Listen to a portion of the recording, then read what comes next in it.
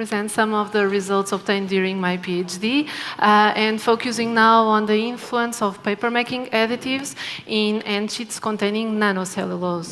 I would like to introduce also my other co-authors, which are my PhD supervisors from the University of Coimbra, Dr. Paulo Ferreira and Dr. Gamelas, and from the Navigator company, Engineer Sarmento. Starting to clarify that the term nanocellulose that we used is the group of the cellulose nanofibrils, cellulose microfibrils, bacterial ones, nanocrystalline, but in this case I will not speak of the last two. Nanocellulose is quite new product with a lot of potentialities, and it has been mainly used in composites. It can be used for several applications, but in papermaking, it has demonstrated to increase a lot of properties. I divided here between the use in the fibrous matrix and on the surface, mostly to improve the strength. But it also improves filler retention, other specific properties, such as absorption, linting, or even dusting. The problem is that most of the research performed so far only includes nanocelluloses with fibers. There's only a few studies with fillers, mineral fillers, and most of them don't introduce the additives. And as we know, the paper has a lot of additives, as you can see here. These are some examples. And it's really important to understand if the paper with nanocellulose, the fillers, the additives, it's so different if we have the nanocellulose, if we don't have. So we try to understand what's important in this furnish. We decided to do an experimental work. I'm going to introduce 4 different types of nanocellulose, from the one with only mechanical energy and the others with the pre-treatments to help defibrillating the high-pressure homogenizer. These last two have carboxyl or carboxymethyl groups introduced by the pre-treatments, and therefore we obtained a CNF gel. If you never saw nanocellulose, it can be a transparent, really thick gel, but it has 99% of water. So as you can imagine, it's completely different from what we are used in paper production. Then we applied these nanocelluloses in paper making with different furnishes to study the influence on filler retention, tensile index, structural properties, optical properties, everything, and also perform some flocculation studies with precipitated calcium carbonate. So let's see, as for the flocculation studies, what's the influence of the flocculation with nanocellulose? If we analyze only the PCC, we know that it creates aggregates, and after stirring and over time, we know that aggregates can reach sizes as high as 10 micrometers. 10 micrometers measured by laser diffraction spectrometry. If we add the nanocellulose, in this case the microfibrils with only mechanical treatment, the size increases, but after all the sharing and sonication that we introduce to simulate the shear forces that we have in a paper machine, that it's supposed to break flocks, we see that there are no flocks because these cellulose microfibrils are not able to flocculate PCC. However, with the TEMPO cellulose nanofibrils, TEMPO is a mediator for an oxidation. These are one of the most known cellulose nanofibrils. We have high flocculation, and the flocks break with sonication, but then reflocculate. One interesting result that we have obtained is if the charge of this oxidation is too high, then there is a reverse of flocculation, and therefore there is no flocculation of PCC. So it's already one important conclusion. We can make nanocellulose, but we have to be aware of the properties we are giving to this product. With enzymatic microfibrils, we have even higher flocculation degrees. They are also strong flocks because they reflocculate, and we have sizes as high as 25 micrometers. This is using laser diffraction spectrometry. Using other techniques, the size would be different. And with the carboxymethylated nanofibrils, I even had to enlarge the scale because it flocculates so much that I couldn't put in the other one. So we have really big flocks. Is this good for paper making? Let's see. We produced laboratory end sheets with PCC, or 3% also of the nanocelluloses. And we used cationic starch, ASA, and the cationic polyacrylamide as retention agent. We also produced end sheets without these additives to study the influence in these formulations. As for filler retention, we know that in a normal situation, we need the additives to have high filler retentions. These are laboratorial studies. It would be awesome to have 90% of filler retention in a paper machine, of course, but these are laboratory studies, so without the additives, we have low retention. With the additives, these three, the normal ones used, we have high retentions. But using the nanocelluloses, we can have high filler retentions without the need of additives. In this case, for example, these are the highest ones.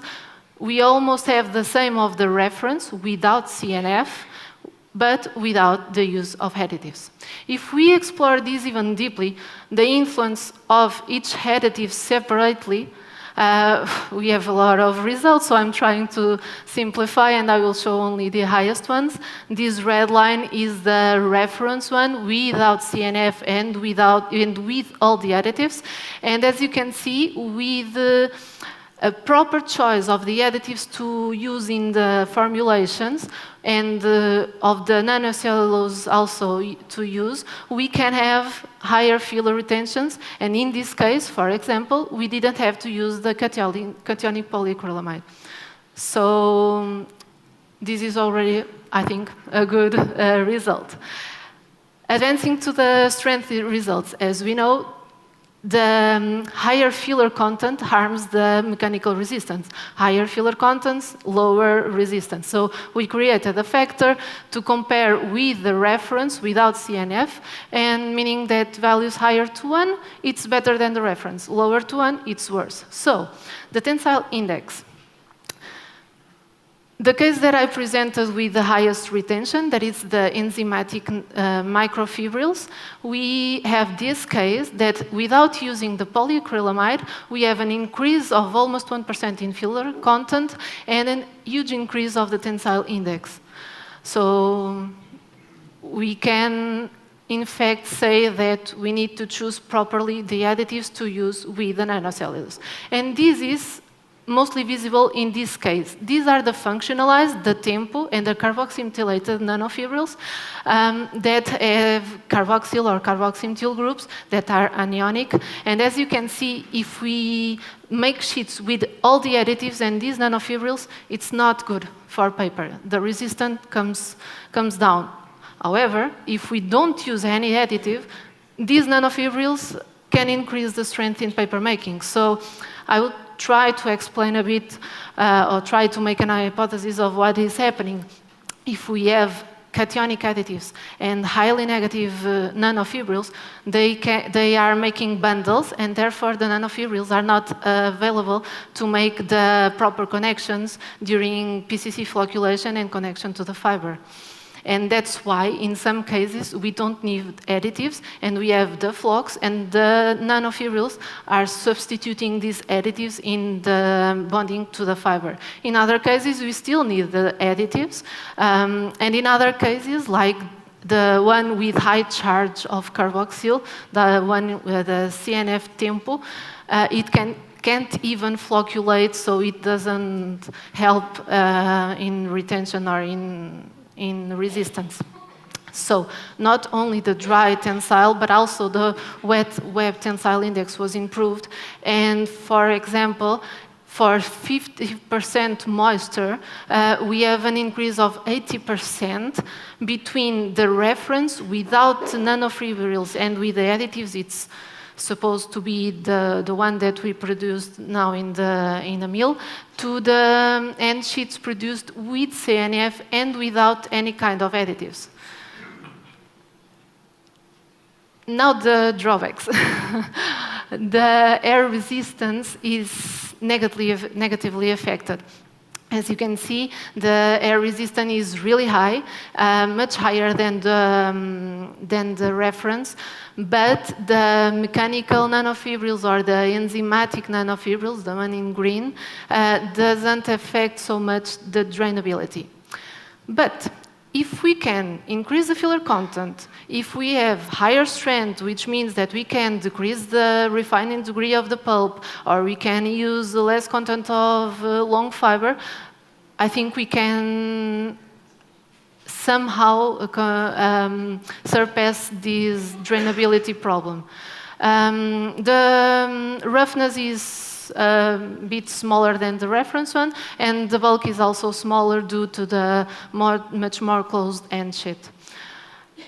The cost estimation is also that usually is a concern, because nanofibrils tend to be really expensive to produce, and you can see that for the carboxymethyl ones or the tempo ones. But as for the enzymatic or mechanical ones, the prices are getting lower and lower, so we can even decrease this price, and I think it's something that we can overpass, and hopefully the good results will be better than this high price. So, to conclude, I think I have a lot of conclusions here, but the most important one is that the nanocelluloses can effectively flocculate PCC, and therefore they are good for retention. However, caution must be taken when selecting the paper furnish, not only the type of nanocellulose to use, but mainly the additives to use together with these nanocelluloses. And the best results were obtained with the enzymatic macrofibrils, with an increase of the dry and wet strength, reduced surface roughness, much closed end sheet, and without the need to use additives. Of course, these are laboratorial studies. In a paper machine, it would be quite different, but we have to start somewhere, so thank you very much. So, just a comment. When reading your written paper, I've noticed that you mentioned that using one of those nanocellulose, it was not needed, so to say, cationic starch retention at, which we all tend to agree, because bonding is favored through the other way. But I was surprised to see that you suggest that AKD or sizing agents would not be needed. Can you comment? Yes, actually it's something that we didn't study yet. We have planned to do some co-op tests to see the influence of not using ASA, and that's why I was saying in laboratory the results seem to show that there's no need to use these additives that I tested. Of course, that the tendency perhaps it's not to eliminate all of the additives, but perhaps to reduce the use of some of them. So in the case of ASA, yes, perhaps it's necessary to use it as a sizing agent, but perhaps not as much as used nowadays. Maybe its own retention would be favored, so to say. Yes. The sizing agent itself, its retention. It's... The retention of the sizing agent itself. Yes, yeah. Exactly, yes. Again, good afternoon, ladies and gentlemen. I assume nearly all of us have already used wet-strengthened tissues in the course of today. The tissue industry is the biggest consumer of these functional additives in paper industry. And the predominant chemical class of these chemicals is named PAE or PAAE, sometimes abbreviated, both means the same. It means polyamidoamine epichlorohydrin resins.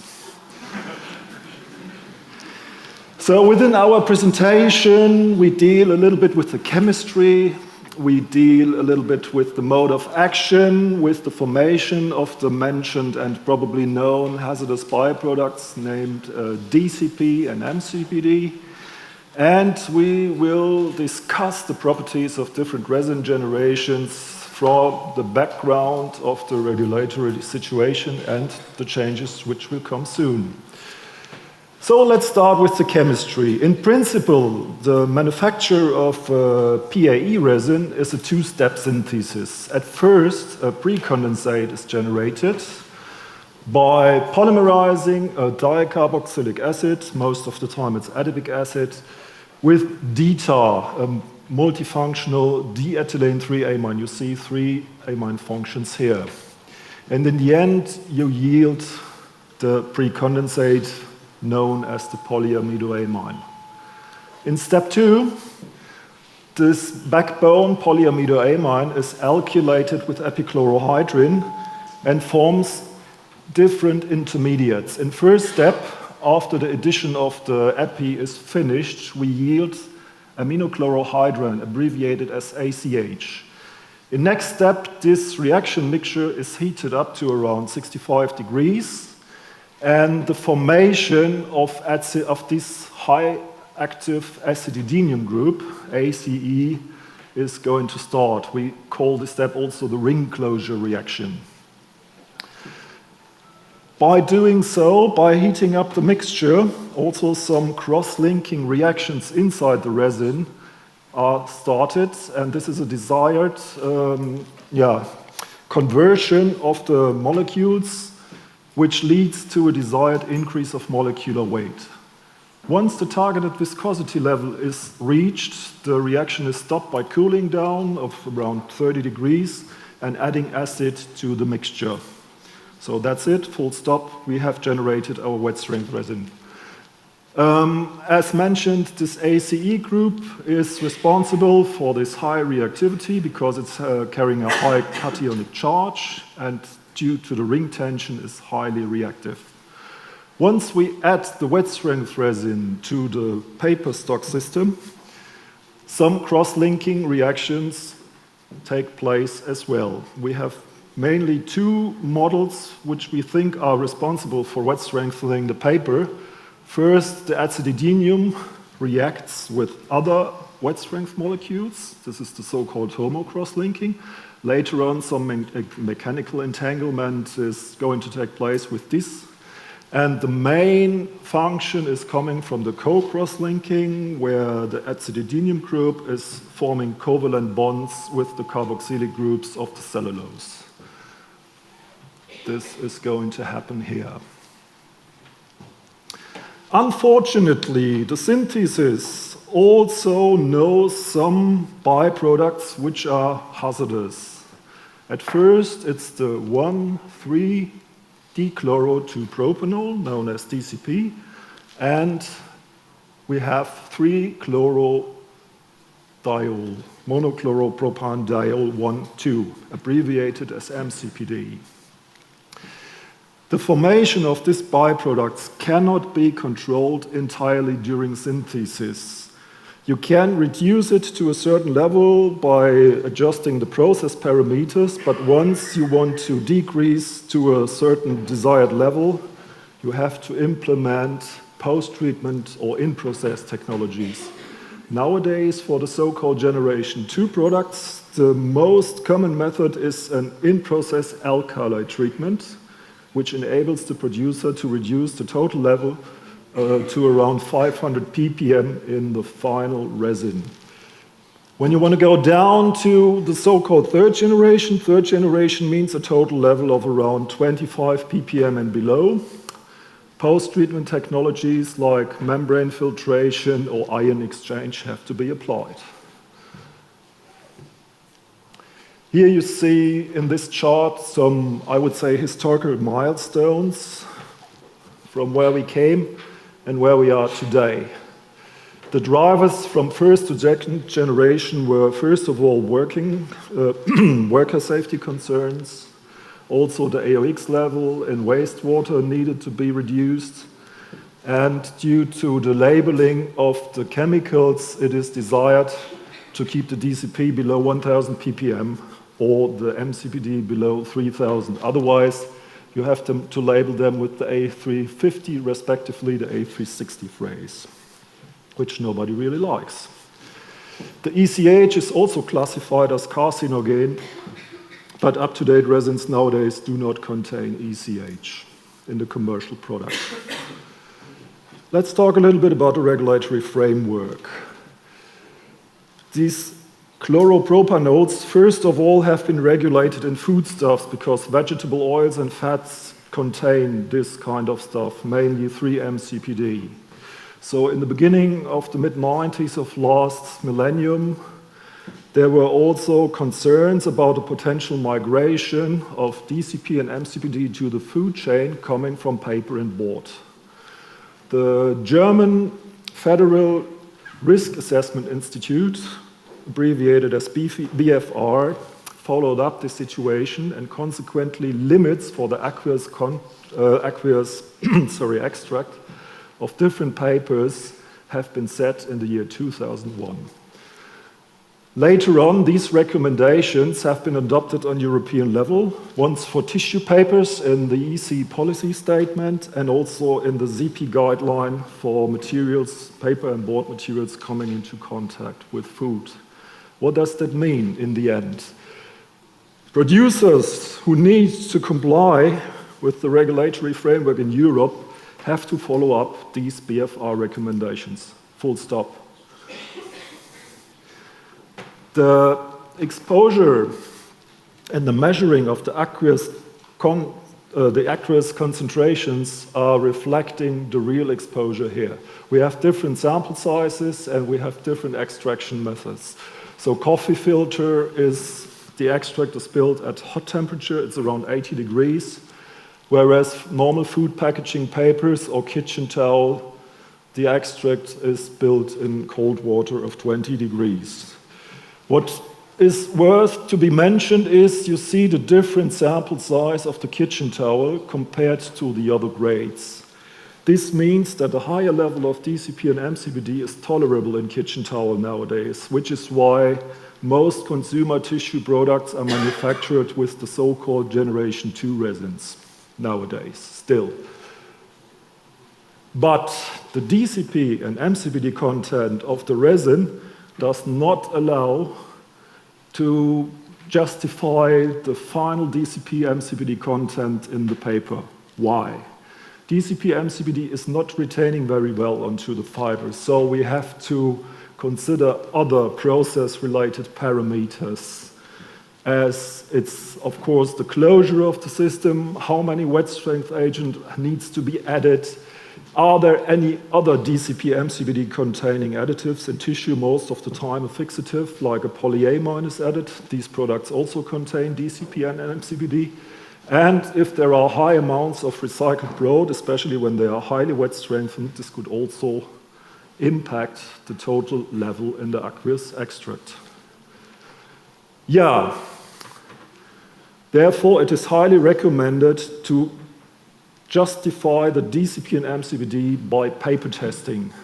You have no other chance to check whether you're complying with the legal situation or not. In Europe, we have mainly two relevant eco-label systems who are regulating the paper as well as the chemicals.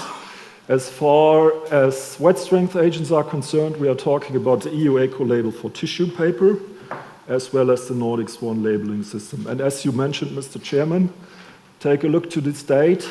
It's not so far away from today.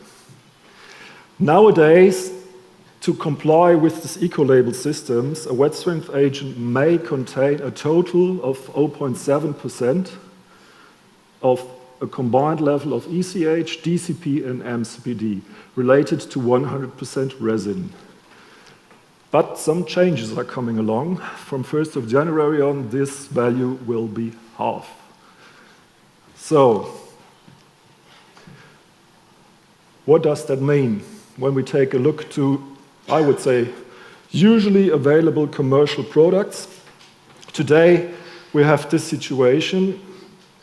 related to the dry content of the red transplants. Most of the time it's in between 15 and 25%. So you can see today we can have a total of up to 1,750 ppm from 1st of January on, including a transition period, to be honest. The values will be significantly lower. In other words, tissue manufacturers who need to comply with the EU eco-label system have to revise their wet strength programs, most probably. So I'm still on time, surprisingly, because I haven't expected that, so I have the option to present you 2 mill cases which deal with this topic. I think all of us know, when I joined the company some 18 years ago, a kitchen towel was manufactured with a long fiber, short fiber ratio of roughly 60, even up to 70/30. Nowadays, it's most of the time it's vice versa. And this is what happened here. A manufacturer significantly increased the short fiber ratio in his tissue and finally fell into trouble with excessive MCBD levels. So our approach was to apply a so-called G25 system, where you can see we are slightly below the coming level of DCP MCBD compared to the standard G2 resin with a total of around 1,100 ppm. And this is what happened. So you only see some, let's say, charts regarding the strength and the dosage trend. And here are the analytical results of the paper testing. By the way, it needs to be mentioned that most of the time, the DCP is not an issue by paper testing. It's in 95% of the cases, it's the MCPD. So all the time you have to judge also DCP and MCPD in your wet strength agent. Anyhow, last but not least, the second mill case. This is slightly different because here we had to deal with the OX, the organically bound chlorine in paper. This is not a regulated value, but in the private label sector in Europe, all the supermarket chains, Lidl, Spar, Carrefour, they are setting limits of the OX in paper to be sold in their shops. And here we had the problem that the manufacturer could not meet this requirement.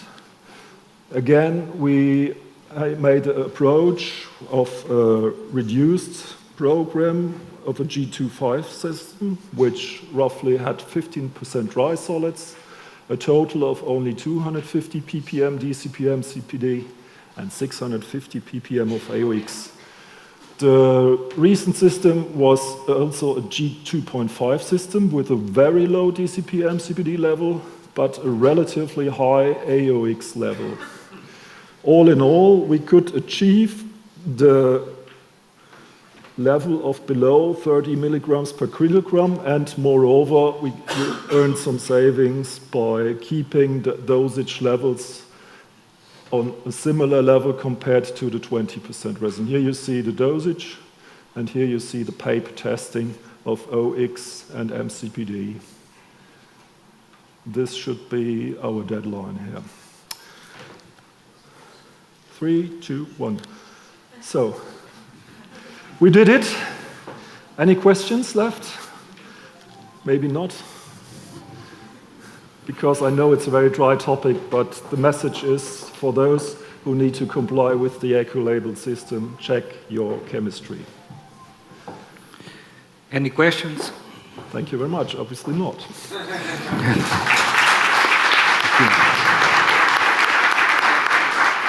Boa tarde a todos. Portanto, eu vou fazer esta apresentação em português. Esta apresentação começa com um mote, e esse mote, como quase tudo, vem do Sr. Pedro Queiroz Pereira, uma pessoa que eu queria recordar. Portanto, costuma-se dizer em Las Vegas que eu tive o prazer de apertar a mão ao Sinatra, eu tive o prazer de apertar a mão ao Sr. Pedro Queiroz Pereira. O Sr. Pedro Queiroz Pereira tinha um amigo, e esse amigo, do tempo em que ele era corredor, chamava-se Ayrton Senna. Uma pessoa que eu adorava na minha infância e que adorava ver correr, e daqui veio o mote. If you no longer go for a gap that exists, you are no longer a racing driver. Isto vem de uma entrevista, talvez a entrevista mais famosa da Fórmula 1, para quem gosta. Portanto, o Ayrton Senna deu uma entrevista ao Jack Stewart, e o Jack Stewart perguntou-lhe: este ano já tiveste 8 toques, o que é que se passa? Então, o Ayrton Senna fez talvez, o que é talvez a melhor resposta na história da Fórmula 1, é: se não fores à procura daquele espaço, já não és um corredor. E nós, como papeleiros, como especialistas de papermaking, se não formos à procura da melhoria, então, se o nosso processo, se o considerarmos estável, então já não somos papeleiros. E era esse o modo que eu queria deixar. Percepção do 4.0. Para os managers, como foi dito de manhã, 75% das empresas na indústria da pasta e papel nem sabem como começar. Como é que os managers veem a estes conceitos de data mining e machine learning? Como algo completamente out of the box, em que é preciso 2 ou 3 PhDs em várias áreas, em que sabem perfeitamente que os data analysts atualmente ganham 100, 120 mil dólares por ano, e sabem que, aliás, não sabem como começar. Como é que os programadores tradicionais pensam que isto funciona? Funciona com programação agressiva.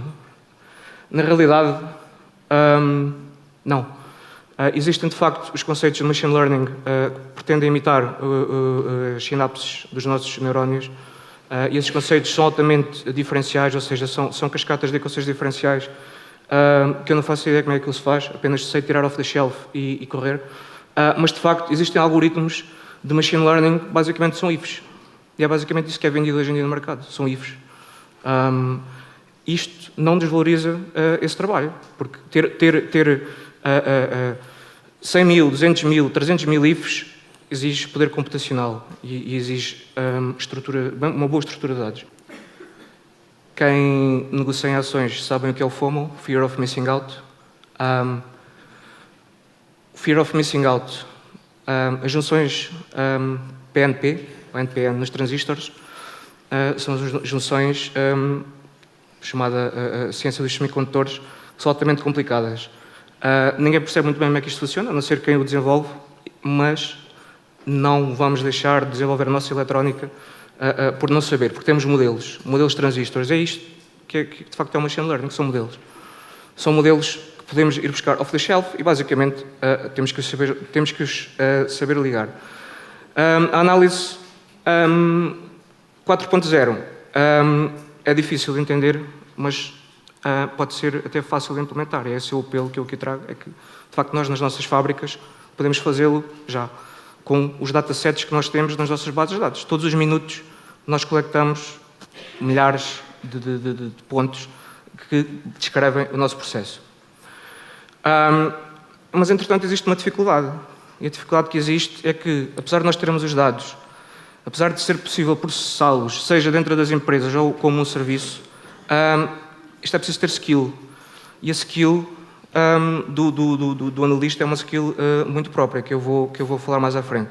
Portanto, o mercado neste momento, e é isso que está a travar o crescimento do 4.0, não é a falta de tecnologia, não é a falta de poder computacional, é a falta, na minha modesta opinião, de analistas capazes de fazer a ponte entre o 4.0 como processo computacional e, de facto, os processos que nós temos nas nossas fábricas.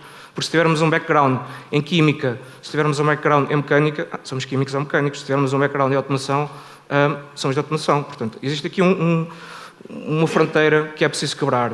E, na minha opinião, é por aqui que se faz. Quando eu estava na Navigator, durante cerca de... Eu estive na automação, onde aprendi muito, comecei como ajudante eletricista e foram um dos tempos, como eu costumo dizer, melhores que tive.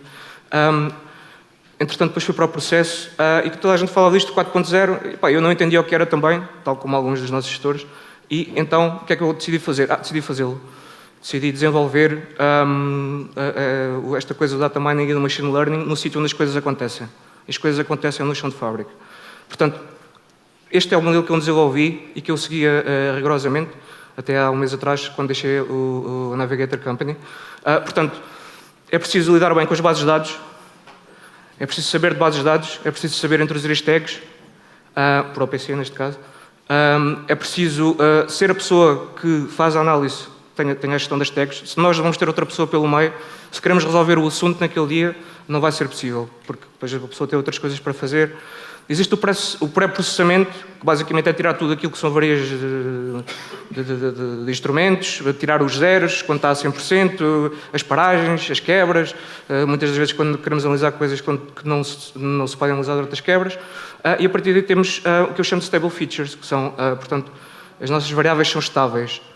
A partir daí podemos fazer várias coisas, podemos partir automaticamente para o machine learning e para um output, ou então temos que fazer a nossa análise. A análise começa com o scoring, como alguns de vocês saberão, temos diversos algoritmos para isso, e depois aqui é que entra o busilis da questão. Depois é preciso uma crítica técnica e empírica, uma crítica processual sobre aquilo que de facto os algoritmos de scoring nos dão. Porque se nós formos seguir aquilo que os algoritmos de scoring nos dão, na minha opinião, e eu tentei várias dezenas ou centenas de variáveis, não funciona. Apenas funciona depois de nós fizermos a nossa crítica. A partir daí testamos e partimos então pelo outro caminho, que é o caminho da modulação. A indústria da pasta e papel é uma indústria muito específica. É uma indústria que não é discreta. É uma indústria que não é de peças, de construção de peças. Não é uma indústria tradicional de assembly. É uma indústria muito dinâmica, de alta variabilidade e os tipos, nós que estamos nas fábricas, sabemos alguma coisa daquilo, deste processo, dominamos bem estes processos de alta variabilidade. Não sabemos muito sobre data mining e machine learning. Ao invés, as empresas de Big Data, as IBMs, etc., não sabem muito sobre o processo. Portanto, existe aqui a necessidade de entrarmos em parcerias. No futuro, claro, todas as fábricas terão os seus data scientists ou então terão serviços contratados de data analytics. Vamos entrar então na parte técnica. Portanto, isto aqui basicamente começa com o data mining. O data mining permite-nos fazer várias coisas. Primeiro, permite-nos correlacionar variáveis com problemas, variáveis com variáveis, uma análise multivariável, etc. Neste caso, eu tenho aqui a runnability de uma máquina de papel, em que podemos ver que temos, isto no papel é bom, 48% de correlação de Pearson, portanto, correlação entre as quebras e a drenagem na NIP, neste caso de uma primeira prensa, e poderíamos avançar então depois para um controle estatístico de processo, em que traçaríamos bandas de controle. Por vezes isso não é possível, neste caso não é possível, os filtros estão a colmatar, e então o data miner poderia desencadear ações trigger. Vamos continuar a investigar o que é que está a acontecer aos filtros. É cinzas? Ou será a asa? Ou será outra coisa qualquer? Medidas preventivas? Será que um banho de hidróxido de sódio funciona? Portanto, o data miner, neste caso, pode ser o trigger, através da sua análise, para vários tipos de processos de análise mais ajusantes. Este é outro exemplo dos muitos que eu fiz ao longo deste tempo, que vos trago aqui. Portanto, isto, basicamente, o que eu construí foi um sistema em que mete todas as variáveis de máquina, todas as loops de controle, posteriormente calculando uma espécie de desvio padrão normalizado, ponderado com umas coisas. Portanto, este é um controlador de pressão de vapor, antes que foi apanhado ali, não é? Está completamente fora de escala. Eu trouxe este exemplo para ser um exemplo muito notório. Claramente isto é um caso de PID tuning, fiz o PID tuning e ficou relativamente melhor. Outra coisa que nós podemos prever com isto do data mining são os equipamentos, as falhas nos equipamentos. Portanto, neste caso temos ali um ponto, também completamente fora, está com um zoom muito alto. Denotava de facto, nas time series, ou seja, naquilo que está nas nossas bases de dados, denotava de facto um comportamento suspeito, e o equipamento acabou por falhar. Depois houve uma intervenção e voltou de novo a ficar em cima daquela linha.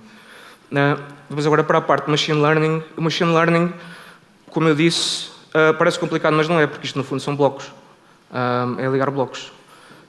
Agora, isto, como todas as coisas, tem um busilis. E podem ver que eu apaguei alguns blocos, porque lá dentro dos blocos, os blocos são configurados.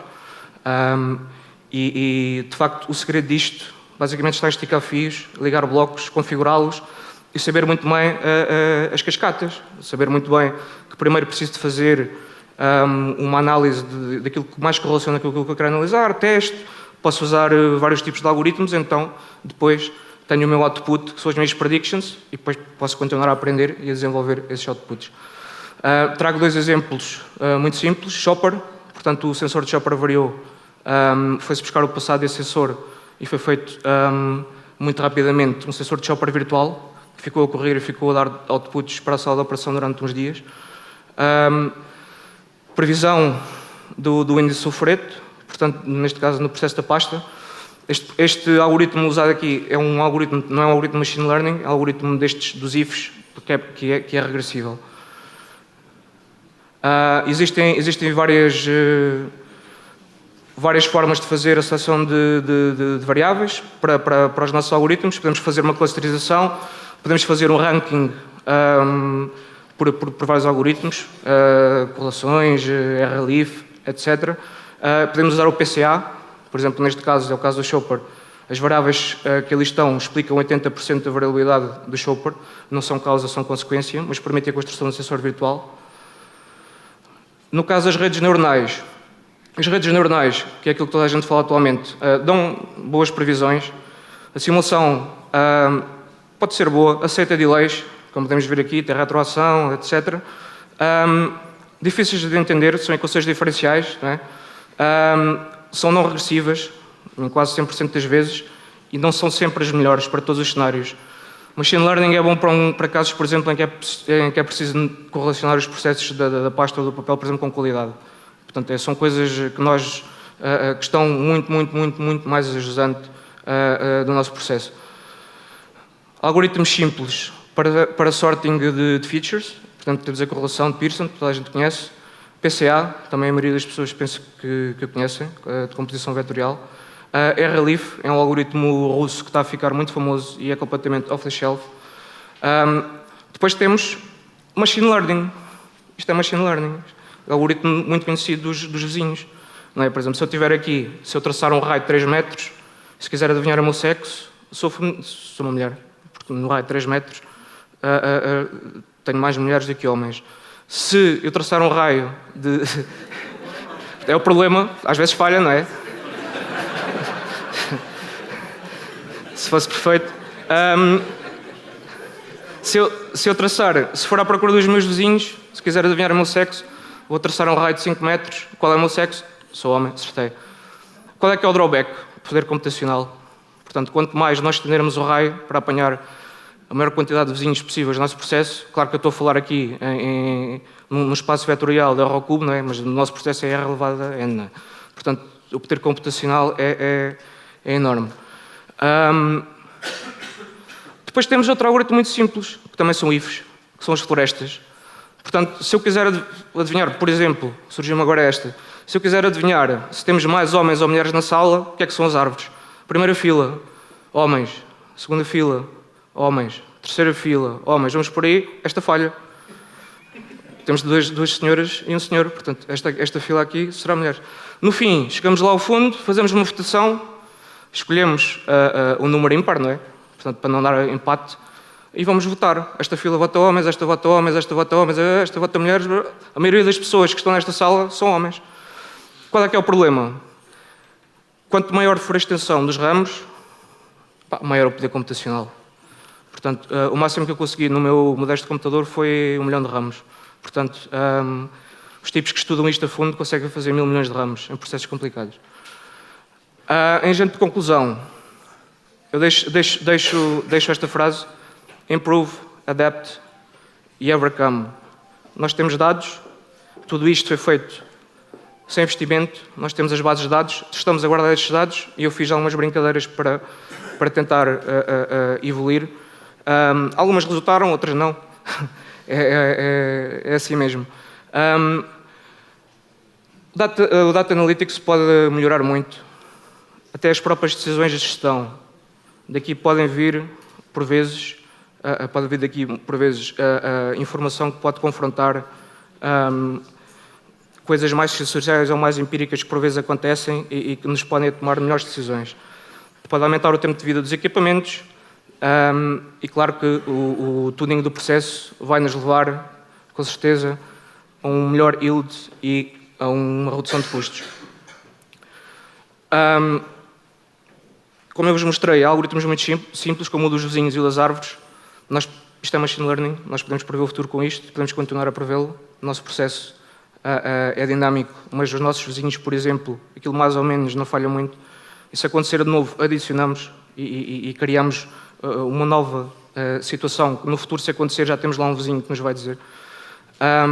Existe outra coisa que, como neste exemplo que eu trouxe do shopper, quando o sensor falhou, foi feito um sensor virtual, é uma coisa que eu chamo, acho que mais ninguém chama isto, reactive mining. Ou seja, basicamente nós vamos em 1 hora, fazemos um shopper virtual com machine learning e estamos a produzir outputs para a sala de controle usando todo o passado desse sensor e as variáveis que relacionam com ele, neste caso os VACs do CUS, primeira câmara, segunda câmara, etc. Finalmente, embora agora esteja num novo desafio, novamente precisamente nesta área, por coincidência, queria agradecer muito, muito mesmo uma empresa que ficará sempre no meu coração, a Navigator, especialmente ao Sr. Engenheiro Brás, a Cidália e alguns dos meus mestres que estão aqui, o Chagas, o Paulo Neves, o Joaquim e outras pessoas que me ajudaram, como é o caso do Orlando e o Joaquim Esteves, no desenvolvimento deste processo. Obrigado.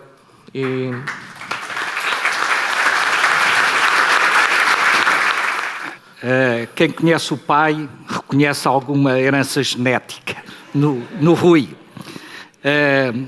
Mas, como dizia ao princípio, de facto é um bom exemplo de que alguns dos buzzwords que temos hoje e que enfrentamos hoje no dia-a-dia, a economia circular, a simbiose industrial, a indústria 4.0, não assustam a nossa indústria. Nós somos, em alguns casos, bons paradigmas dessas aplicações e não agora, já desde há muitos anos.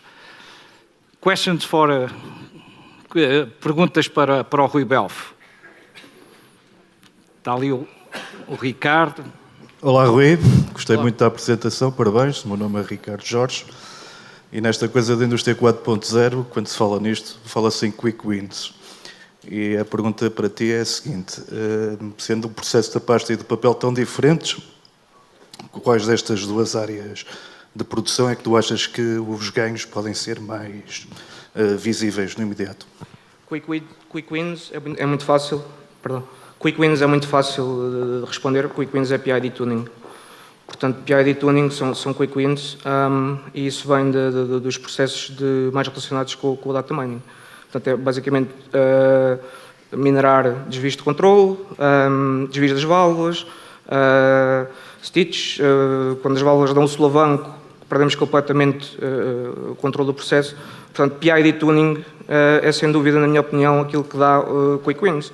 Num bom dia de PID tuning, e eu estive agora a fazê-lo em Madrid com um colega, num bom dia de PID tuning pode-se ganhar muito dinheiro.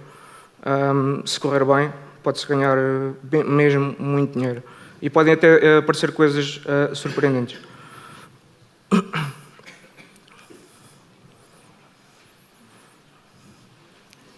Mais perguntas?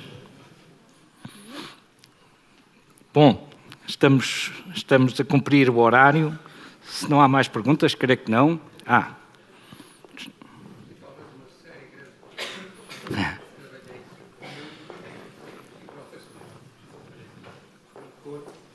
Espera aí. Vou pôr pelo menos uma, que é uma das dificuldades que tivemos. Ultimamente trabalhávamos com o PCA e a dificuldade que tínhamos de imediata, que só resolvíamos por análise aprofundada do processo, era o saber distinguir aquilo que era causa daquilo que era consequência das correlações que se encontravam, das relações causa e efeito.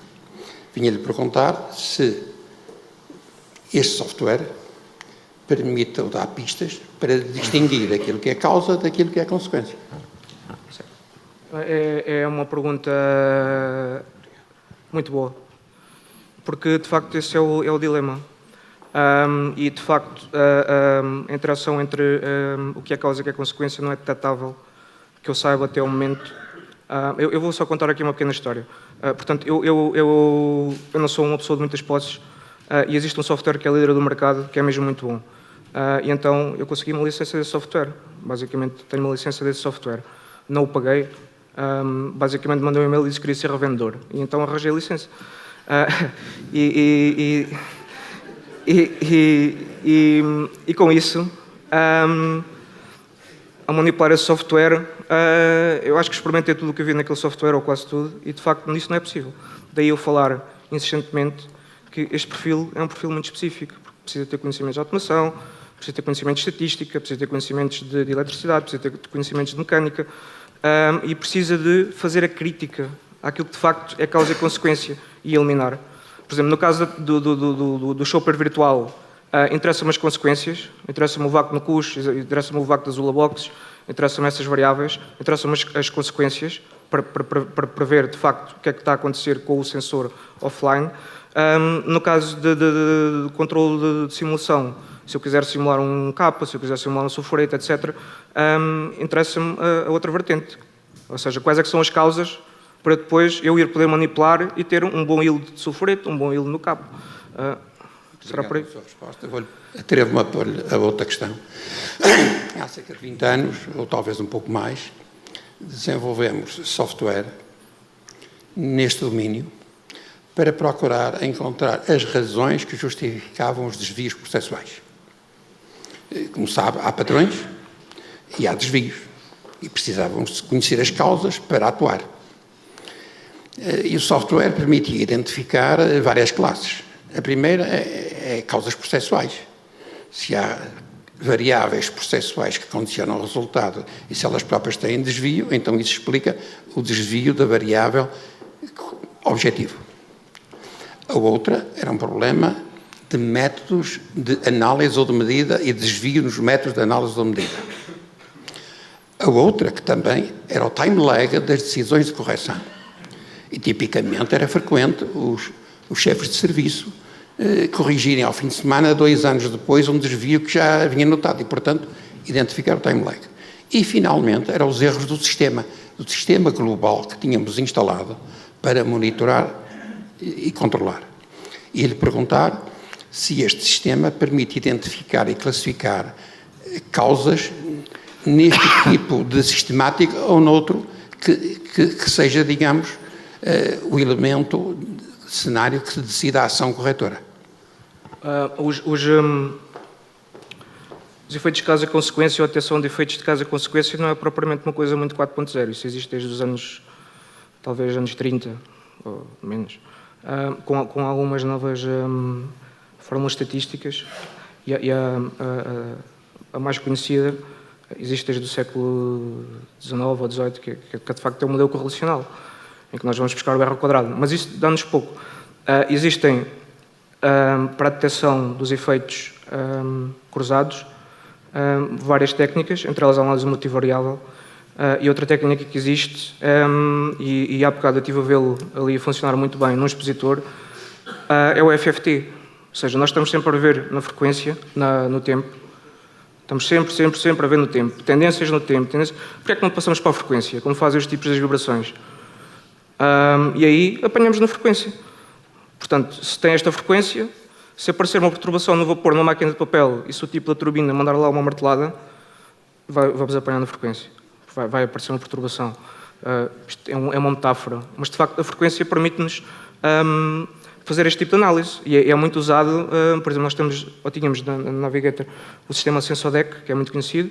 Basicamente, estamos a medir a força G, é um acelerómetro, nas sobrancelhas dos rolamentos, e isso é análise na frequência. Se nós pusermos isso tudo em cascata, e se compararmos, e se minerarmos isso, entre aspas, na frequência, nós vamos apanhar as perturbações, desde o jusante, que é de facto a perturbação que nós estamos a ver, até ao montante, que é a causa. Não é fácil, eu filo várias vezes. Eu tive a sorte, ao azar, de ter tido quando estava na Navigator, tive num grupo de trabalho em que tivemos talvez um dos projetos mais desafiantes. Era um problema relacionado com a área da qualidade, e eu nunca consegui apanhar a 100% qual é que era a causa do problema, embora tenha perdido certamente mais de 1200 horas a tentar, mas também mais ninguém conseguiu. Portanto, não me sinto propriamente mal.